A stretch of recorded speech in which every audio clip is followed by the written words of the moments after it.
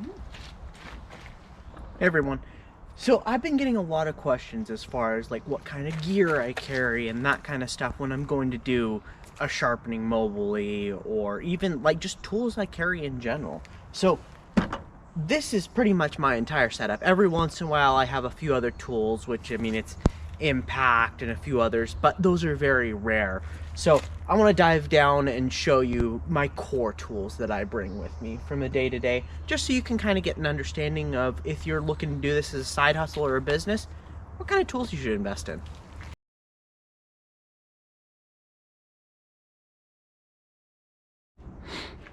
So for the tools I carry to every job, this one comes with me no matter what. This does 90% of my work. This is all my knives, scissors, that kind of stuff. I'm actually getting a flat hone for doing like hair cutting scissors and just scissors in general. But for doing just your everyday like kitchen, fabric, that kind of stuff, still works really good. Harbor Freight 1x30, made the frame, put a little vibration pad underneath so it doesn't go rolling around when I'm actually sharpening. And then the angle guide, which I've already covered that. Not extremely accurate, but I've got a tool that'll help with the inaccuracies. It's the angle measurements are just completely wrong, so you have to do them way different, and that's where that other tool will come in handy. And of course, I'm not going to leave you hanging as far as sharpening goes. So this is just one of the jobs from this last week. And as you can see, two of the things I'm wearing, one being the apron and then the second being the new respirator, which I know I talk about safety a little bit here and there, but that's a big one. So I switched from the one that I typically use respirator-wise because the mask media was right there and it would get moldy really quick, so it's like I just couldn't use them anymore. So switched out to this one. The filters are cheaper, but it is NIOSH rated, as well as it's isolated from the filtering media, so they won't get wet and icky and start molding. And I will rephrase that. This actually filters better than the last one. One being it seals better to my face, and second, instead of it being N95 rated, they're actually N100 rated, so they actually filter better than the old ones. It's just mostly the isolation from the filter media to the actual, like, my breath. It doesn't come in contact with the moisture from my breath, so that's the reason why they won't mold as quick.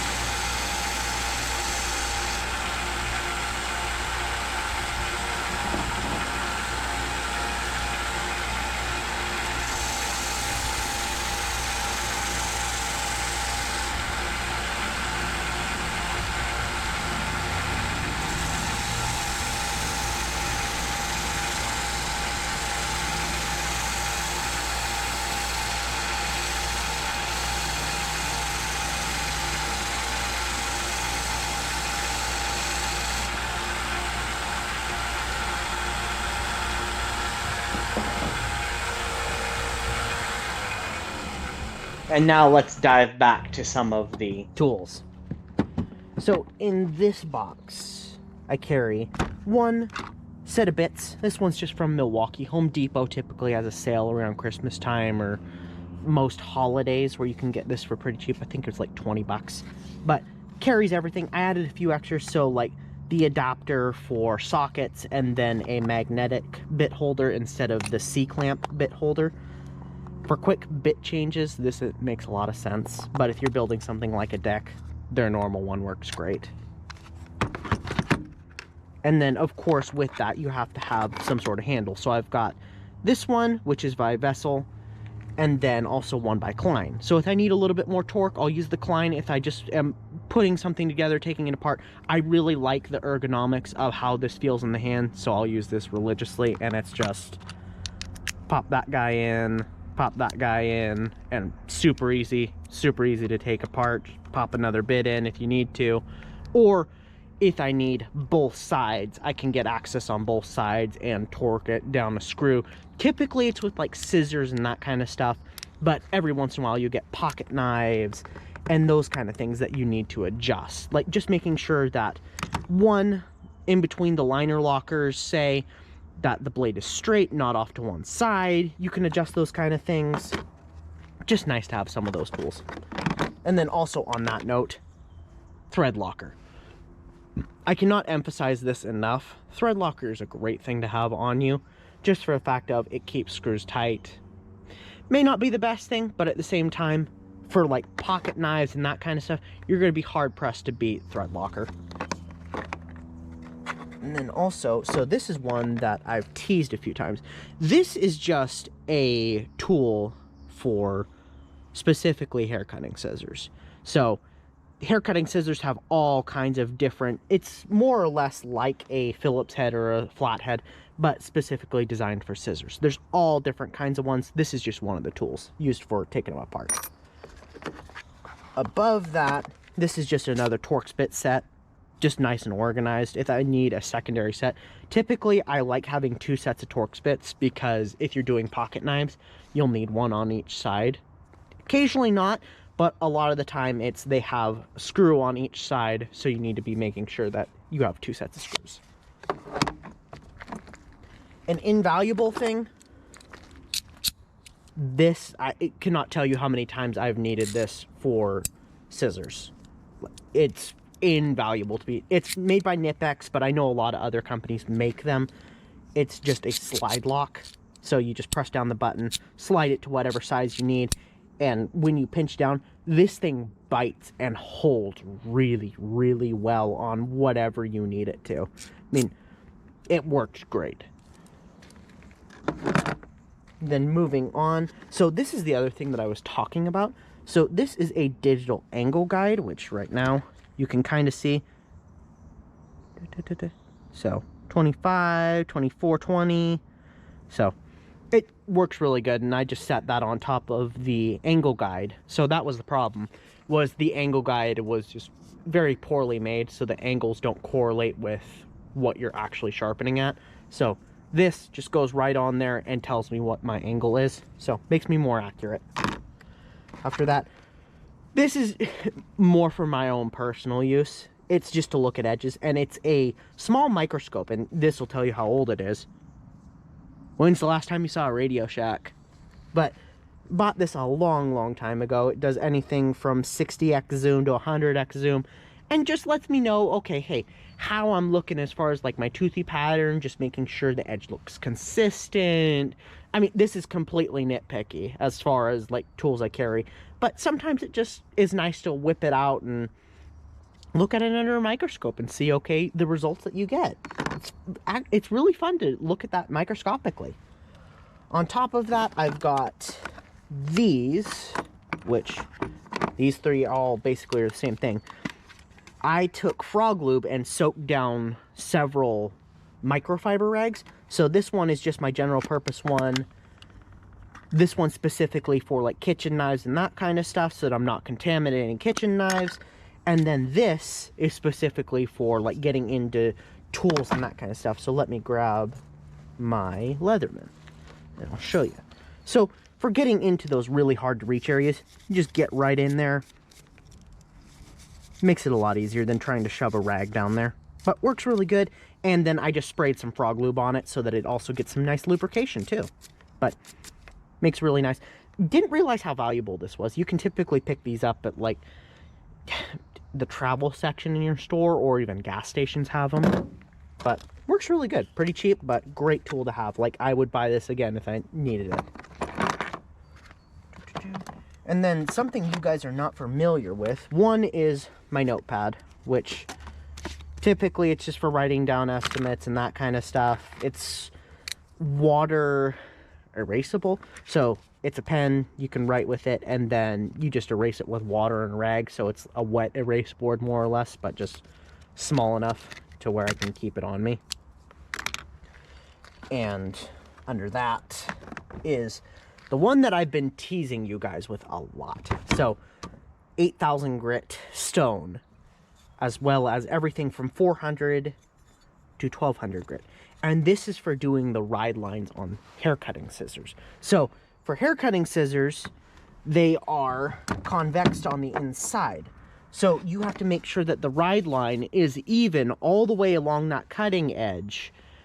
And that's how 400 be like worst case scenario. You're sharpening like a $10 pair of scissors. But typically that 8,000 grit is going to be the way I'm going, as far as just making sure the ride line looks good. And yeah, just establishing it. And then going on to actually sharpening the scissors. Oh, and lastly, just some spare batteries for my flashlight. I've got a little Harbor Freight bendy light that goes right above my sharpening, so I can see okay when I pull a burr up and just when I can progress to the next stage. Then under that guy, we've got more tools. But you're gonna have to wait to see what's in that secondary box for a second. So back to the sharpening. If you're new here, my progression is 120, 600, and then with a leather stropping belt, 8,000 grit, which I'm just using a Tormek compound, which I'll actually tell you about that here shortly. But been getting really, really good results with about an 8,000 grit finish. So that's why my progression is 120 for the majority of the work, just to make sure their apex is nice. 600, just go over one side each, just to make sure it's got a nice toothy pattern, and then stroke it off.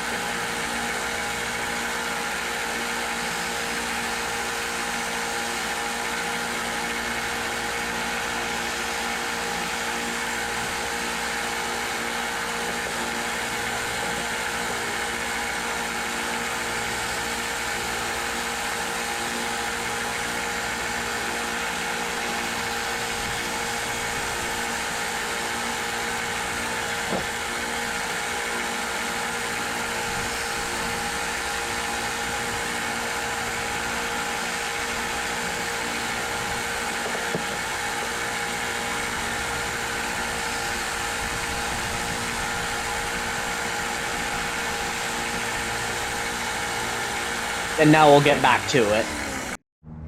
So for the second box, it's primarily this stuff for the 1x30. So I've got everything from the leather belt to just normal abrasives. That's one thing you'll be swimming in if you use a sander, is just different abrasives. I've got everything from 55 grit all the way up to 1,000 grit, and several of them. This one I like a lot, just for the fact of, I mean, I use it every time. It's the leather belt and Tormek paste, which is roughly an 8,000 grit. Not a huge fan of how this applies, but the finish it gives, I love. It is fantastic. If you are looking for something to put on leather belts as a good stropping compound, this is really nice. I do want to try a diamond emulsion, but I can't vouch for them. So for right now, really like this. Don't like applying it, but gives a great finish. I highly recommend this. I've also got a little, this is just a diamond stone more or less, but right now is just a leather strop, so that if my 1x30 decides to die on me, I still have the ability to finish a job. So this just nice little pivoting thing, and allows me to freehand sharpen and finish up with a client if need be. I also have valve grinding compound, which is for reel mowers. So basically for this, you'd run the reel mower backwards and apply this to the individual cutters. Works really, really good for just cleaning them up, getting them sharp. Been doing this for now like 5 or 6 years. This is literally the only stuff I'll just go buy. It's really simple, works great, easy. I also have a belt cleaner, which I think I showed you already, and it's literally, you have it, the 1x30 on, belt's going, just touch it to it, and it helps remove the impurities that are impregnated into the belt. So that's the biggest reason I keep these. It makes it so that you can have the belts live longer. On from there, I've got a few different sets of pliers, and I bring these just for, okay, if I need a little extra leverage or to grab something that I'm worried about getting possibly cut on. These make really good, like, just grabbing devices. I also have a set of flush cutters for trimming bumpers on hair cutting scissors. Honestly, these give great results. Flush cutters are great. The flashlight, which, I mean, if you've seen any of my videos, you already know this comes with me everywhere. It's a great little light, nothing fancy, but at the same time, I don't expect it to be. The one thing, I don't like having this in my kit, but at the same time, the only reason I have it in my kit is for this, so that I can get into the really small serrations on like pocket knives and that kind of stuff. But I've also got the Dremel bits for doing serrations as well, but yeah, I'm not a huge fan of this tool. Like, I'd much rather not have this and just do it exclusively via a Dremel, but that little rat tail diamond file is unbelievably useful when you need it. Another thing I have, this is one that I really stumbled upon and was just super impressed with how well it worked. So basically with this is just a beard brush, but you can also look into like a military hairbrush or something along those lines. It'd be cheaper if you look up military hairbrush. Is when you're sharpening, you want to tease the burr off. So if you go too far with a leather strop, you can actually start dulling the edge out. So what you can do is what I will typically do is I'll do one pass each side with the leather belt, and then I'll just tease the burr off, and it's basically just going like this over the edge, and you can watch the burr that's on there just fall off. And then I do one more pass on each side, so it's 2 passes each side for the leather belt, and that edge is fantastic. I love it to death. But great tool. Honestly, go pick yourself one of these up. You will thank me later. I also carry tape measure, which this one's not too big. It's mostly if I get just a really large blade or something along those lines. I mean, I have a flat rate for most of my stuff, but every once in a while I'll get a large machete or something along those lines that I'm like for doing a sword or something like that. I'm not going to charge $7-8 for sharpening a sword, so I charge by the inch for doing swords and that kind of stuff. So comes out very infrequent, but it's nice to have when I need it. And then also a little spray bottle with water and isopropyl alcohol. This is mostly just to clean that wet erase board. But yeah, that's pretty much what I carry with me. I could probably carry a few more things, but at the same time, this is what comes with me to every job. And I use 9/10 of it every time.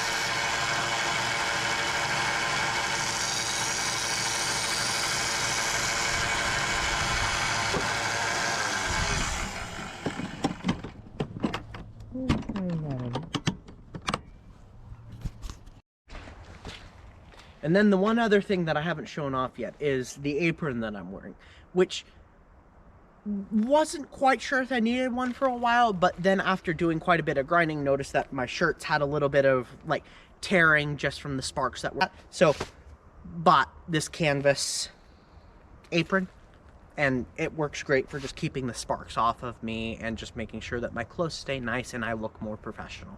But that's what I carry day to day with me sharpening. More than likely it'll change, but for right now, that at least gets me where I need to be and lets me do all the jobs that I've needed to. Some of my other tools, like I said, are specialties, so like my impact driver, screwdrivers, stuff like that, or even I've got a flap disc. So I'll use those every once in a while for like lawnmower blades and that kind of stuff.